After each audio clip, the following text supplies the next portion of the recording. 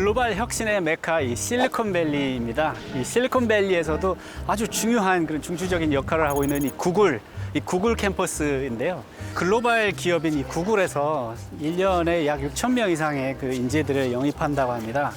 그러면 이 구글에서는 어떤 기준으로 이 글로벌 인재를 알아보고 또 영입을 시킬지가 궁금한데요. 과연 스펙이 중요할까요? 학벌이 중요할까요? 오늘 구글에서 일하고 계시는 한국인 분을 한번 모시고 많은 이런 팩트들을 확인해 보려고 합니다. 안녕하세요. 안녕하세요.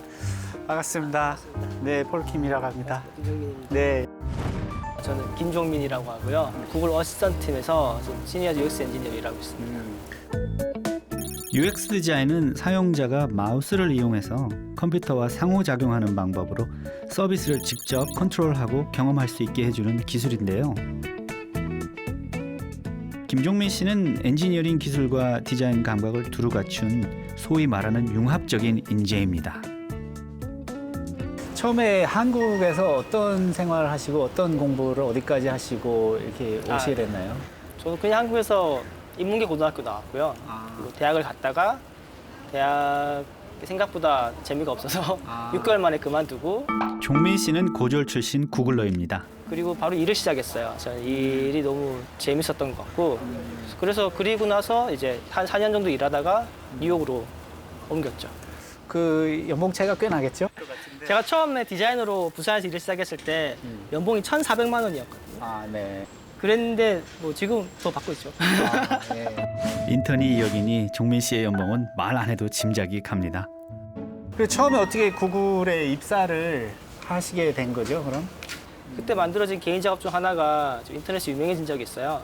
그걸 유명해진 작업을 보고 구글에서 먼저 연락이 와서 구글로 이제 네, 오게 됐죠.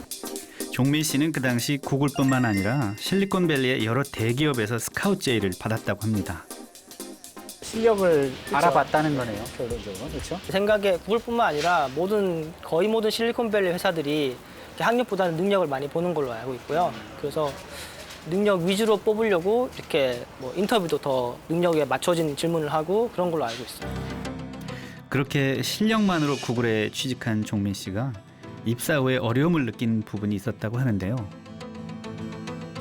제일 힘들었던 거는 제가 한국에서 학교 생활, 뭐 군대, 사회생활 한 4, 5년 하면서 배웠던 가장 중요하다고 생각하는 게 조용히 있는 거거든요.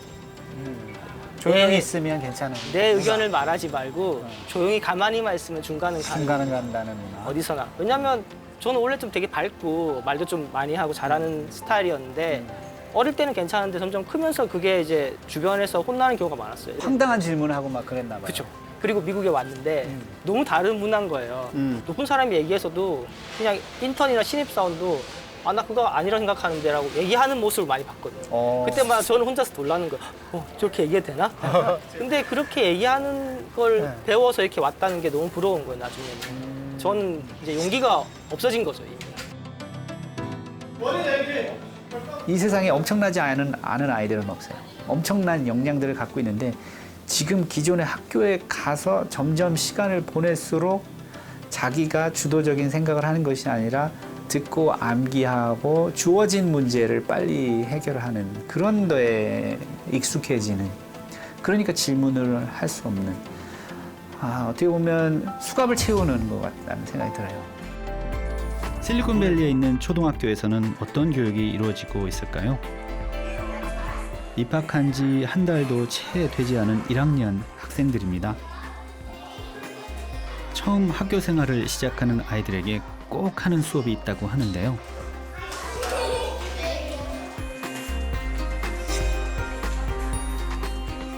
Okay, put your hands down. So remember yesterday we started reading this book called Snapshots. And what did we do after reading the first two chapters? Thin and thick questions. Okay, so let's put our book in front of us. So put your hands together like this. Ready? Thin questions. Have answers in the book. Thick questions. You have to think about it. So do you guys remember how we made thin questions and 그러니까 학기 초에는 1학년이라 아직 질문의 형태가 뭔지, 질문이 왜 중요한지 그걸 아직 모르거든요. 그래서 이제 질문의 형태를 몇 가지 가르쳐줘요. thin이라고 해서 굉장히 이제 shallow한 thick question이라고 해서 이렇게 많이 생각해야 되는 깊이가 있는 question 이렇게 두 가지로만 해서 우선 이렇게 질문의 형태들을 물어봐요.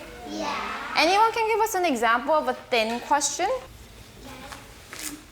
Anyone have an example? Arjun? Who is Nat? Very simple, nicely written in the book. Anyone can give us an example of a thick question. Something that you really have to think about. Tinky?